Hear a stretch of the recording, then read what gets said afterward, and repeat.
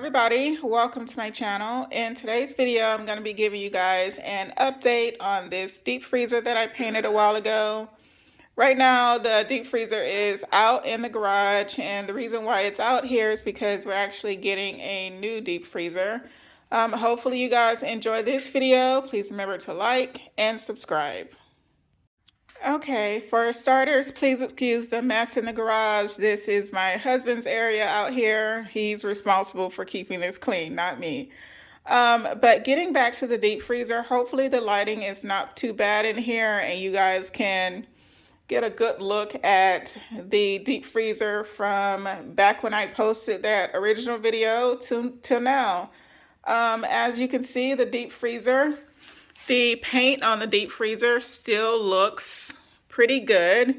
One thing that you could not notice in that original video is in this video, when I zoom in, you can see the paint lines where it's not evenly painted. So that's a bad on my part because I painted this deep freezer outside when it was really warm, and the paint dried very quickly. So that's why you see the unevenness. That is not a shadow, it's actually the unevenness of the paint. Okay, moving on, as I pan down the front of the deep freezer, you can see that the label is no longer there thanks to one of my boys. But the front of the deep freezer still looks pretty good. See, no chipping off except for that one part where the label is missing right there. And then over here on this side of the deep freezer, there's a little discoloration right there too. The reason behind that is I used super glue to try to glue this label back to the deep freezer. So that's what that is. Again, no fault to the company that created the stainless steel paint. That area right there is strictly on me and nothing to do with the product.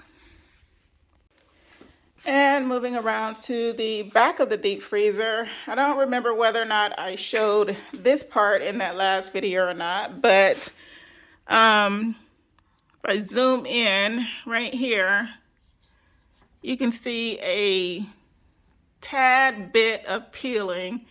And the reason behind that is due to the deep freezer rubbing up against the wall in the kitchen. Again, nothing to do with the product, just some surface damage. There was no barrier in between the deep freezer and the wall, so that's why that happened. And over here on the right side of the deep freezer, just going to give you guys a quick look at this side as well.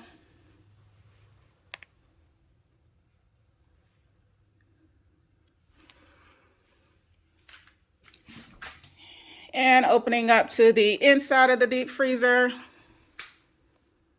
As you guys know, if you watched that video, I used a spray paint to paint along this rubber trim right here.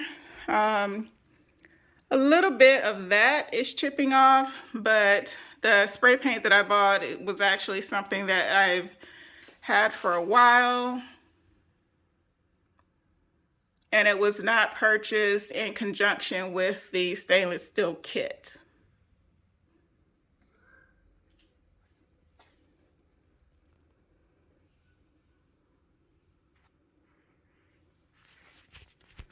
The staining right there is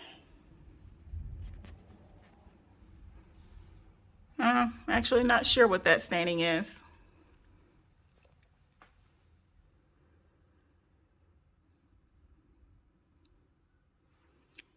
This right here, if you can see the little bubbles, that is actually pieces of Scotch tape that I used to separate the lid of the deep freezer from the base of the deep freezer while the paint was drying, and I never took it off, so that's what that is.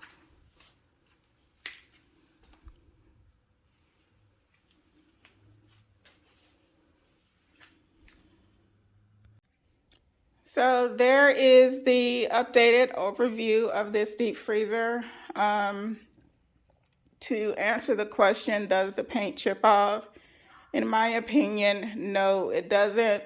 The damage that you did see on the deep freezer is not anything to do with the product. In my opinion, it is strictly homeowner wear and tear.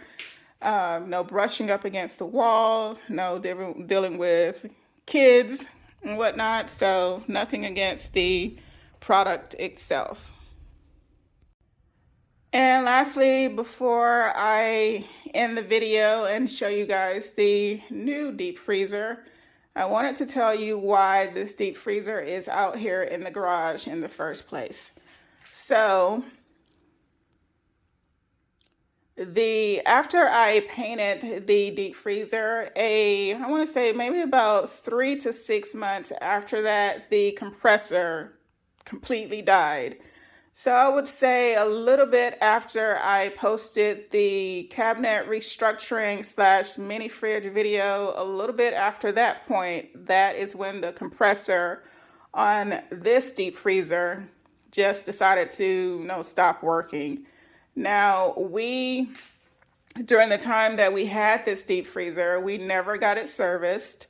So by the time the compressor stopped working, it was just like there was nothing that we could do. We did have an appliance technician come out here to look at this mini fridge, but he told us that in order to repair it, it would be $800 to replace the compressor, down there in the engine part and whatnot. So considering that we only paid maybe $100 to $200 for this deep freezer, paying $800 just to repair a motor was absurd. So we decided not to do that and to just replace it instead.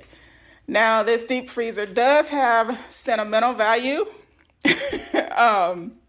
but again, I'm not willing to spend that kind of money that the freezer is not even worth $800. So I'm definitely not going to pay $800 just to get it repaired. And back inside the house, here is a look at the new deep freezer. This one is by Hamilton Beach. It is the same width, length, and depth as that other deep freezer. This one has some minor surface damage right there, but nothing to make a fuss about. Hopefully you guys enjoyed this video. Please remember to like and subscribe.